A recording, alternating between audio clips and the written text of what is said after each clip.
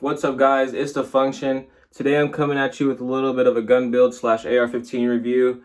I've changed a lot of parts on this rifle ever since I got it. Started out as a Delton AR-15 Sport Light. Obviously, as you can see, if you know what that looks like, it's nothing like this. So like I said, a bunch of things have been changed around. I kind of just want to give you guys a rundown of the rifle, show you what's been working for me, what I've changed, and kind of just go over it. So I guess we'll just start front to back and get it going. First, we'll get the safety check out the way. I did have bullets in it, but my chamber is clear, so we are ready to go. So let's get into it. Starting off at the front, I'm still running the stock A2 birdcage flash hider. As far as the flash hider, it does what I need it to do.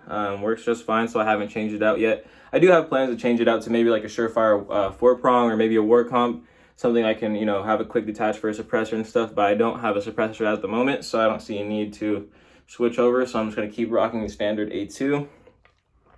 Like I said, it works wonders, works fine. For my light setup, I'm rocking the Surefire Scout Mini Pro Light. Picked it up for a steal actually today, $200. I think these are going for $329 retail, so I said, might as well pick it up. I didn't have a light at the time, and I really needed a light on this weapon. Kind of have a janky setup the way I have it set, mounted. Just a little Magpul pick rail, and then I kind of just mounted it on there, and then I'm operating it with my offhand. If I have a C-clamp, I just kind of come over here, bam, hit the light, and switch back and forth like that. Seems to be working out just fine. I do want to get a pressure switch though. Seems much easier, much more convenient to just be able to just hit it like they're on top. So that's what I'm thinking of moving towards. But for that, until now, I'll just rock the manual button, which is just fine.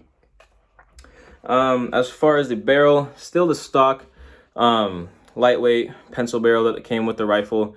Unfortunately, but it's a 1-9 twist. Not the best best barrel in the world, but I'm still grouping, like 1.7 MOA, 1.5, which is more than enough for me and what I need this rifle to do. I can't even shoot 1 MOA, so there's no sense of me getting a 1 MOA barrel. However, I do have plans later on to change it out to maybe something like a Criterion barrel or like a Tri-Arc 13.7, and then just pin and weld, my device or flash hider of choice. So that's what the plans are for the barrel. I am running the Geisley super low profile gas block because I needed to be able to clear the rail system. It came with the rail, so I had to take that down and put that in. Still rocking the standard carbine length gas system. I do have plans to switch that over to a mid-length when I do get a new barrel, but until then, this is going to be what I'm rocking. For the rail system, it is the Geisley Mark 8 13-inch rail, as you can see right there. Picked it up on Memorial Day sale. Sweet rail, really sturdy, really rigid. If you have to mount any type of like night vision, like a PEC or a laser, it'll hold zero. Does just fine. And the mounting surface is nice. So I have no complaints with that so far. I do have a Magpul MVG mounted to it. That way I can helps me my C-clamp a little bit and then just locks it in so I can get a nice little pull on it. So that's how I like to run my foregrip. I obviously don't grip it like that, but yeah, it's just nice and comfortable, really pointable, makes the gun easier to control. So that is kind of what I'm rocking on the front end. Moving on to my optic, I'm running an Aimpoint Pro 2 MOA dot, nothing crazy. I got it for a steal too. I think I got it for like $200. Couldn't go wrong with that. It's an Aimpoint. I've had this gun for like a couple years now, haven't changed the batteries once, so I guess that's a good thing. It's never crapped out on me. Never, like, the dot never just doesn't turn on. It's on as we speak, actually. I think, yep, there you go. Kind of can see it. Bam. But yeah, man, crisp dot works well. These are what I need to do. I do want to get a mount to kind of rise it a little bit because it is a little low unless I like kind of bump the stock up. It's kind of hard for me to get a nice sight picture, so I do want to get a riser, kind of raise that up a little bit. But that's my plans for that. I do need irons as well. As you can see, I'm not rocking any, but luckily we got the Aimpoint that never dies, right? So that's what I'm rocking for that. Geisley barrel nut, gas block, already said that. As far as the bolt carrier group, I am running the Sharps Rifle Company Reliable bolts.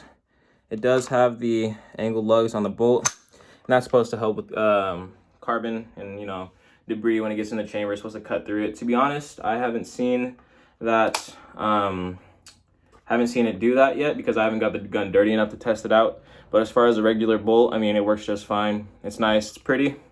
Nickel boron, it should shine a little bit more. I mean, I've shot this gun a lot though and cleaned it a bunch of times. So it's getting a little dull, a little stained. I'll probably have to polish it soon. But yeah, man, that's what I'm running for the bolt carrier group.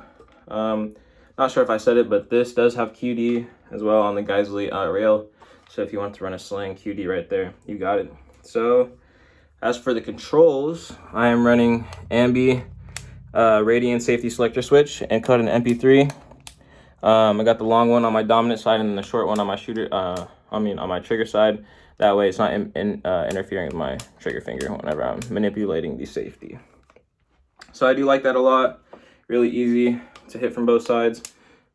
This one kind of does get in my way a little bit, but it's my offside, so I don't really mind too much. As far as the trigger, I'm running the Geisley SDE trigger. I'm not sure if it's the SDE or I have two of these triggers. I have a first stage one and a two-stage one. This is the two-stage trigger. So as you can guys see, about 1 millimeter of play for the first stage, and then it breaks. Really crisp, really nice. Reset is super nice. Bam. So that is what I'm running for the trigger. Love Geisley, can't say enough good things about them. Full power springs inside the trigger, so I mean, I'm not really having any problems with light primer strikes or anything like that. I just kind of goes, it just rocks with it. And I like the flat face shoe. It's really comfortable for me, and I like that a lot. More of the controls, I am running the Geisley Maritime Bolt Catch and Release. It's really nice. It's just a little bit of an extended paddle for both of the switches. I do have a bad lever that I was going to put in here, but I kind of, on this build, I didn't really want anything in my trigger box. So I'll probably throw that something out like a Mark 18 or something, you know, short like that, something a little quicker. But as for this rifle, I just threw the extended paddle and release on it. Let's see. I am running the Radian charging handle. Makes it really easy to rack from both sides if I need to. Nice and ambi and matches my safety. Looks pretty with the bolt carry and stuff like that. So I like that a lot.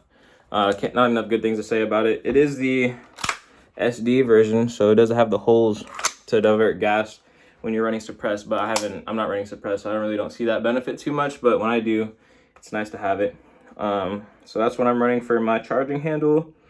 What else did I not go over? Oh man, my grip is the Magpul K2 grip. I was looking at the K2 Plus, but I kind of like a little bit more of a narrow grip. And this is has a more vertical grip angle, so it's a little bit easier for me to get comfortable with it and point the weapon. So I like that a lot. I usually like to run with the Magpul K or K2, so that's what I'm running for that. What else did I not go over? Oh yeah, Magpul SLS stock. I do like it. It's a little fat, a little thick, a little bit heavy as well. Not too bad though. Has QD points. Great cheek weld. I do like it a lot. But if I was going to do it again, I'd probably go something with like the Magpul MOE, this nice slim stock. I really don't use the compartments too much, but they are waterproof. If you wanted to put maybe a battery for your aim point or your light or whatever, that would work too. So I'll probably find a use for that. Oh yeah, inside the rifle, I am running the JP Enterprise Silent Capture Recoil Spring. So that's a dope little product. Kind of takes away some of the screeching that you hear when you're shooting your weapon if you're running like a conventional spring and buffer tube. I mean spring and buffer. So yeah, man, it's super smooth, no sound. It was already a soft shooting gun, now it's just even softer. And if I do go suppressed, I do have the ability to add like tungsten weights to slow down the bolt and kind of tune the weapon a little bit more. But I kind of just got it because I just wanted to get rid of that little screeching sound. And it does that perfectly. So I think I've kind of ran through everything on this rifle. Like I said, I do want to change the barrel out. That's still something I have to do. And then the flash hider. As far as the upper or lower, I mean, everything else, I don't want to change too much. If I was going to change it, I would get the Radian ADAC lower. Those are pretty hard to find. And they're like never in stock. So maybe one day I'll get that. But as far as the rest of the rifle, I mean, she's locked and loaded. I do want to get a pressure pad, like I said. I think I said that. But yeah, man, if you guys have any questions about my build, just feel free to comment, ask any questions you like. I'll be sure to reply to them. Hope you guys enjoy the rest of your day. Stay shooting and stay safe. You guys have a good one.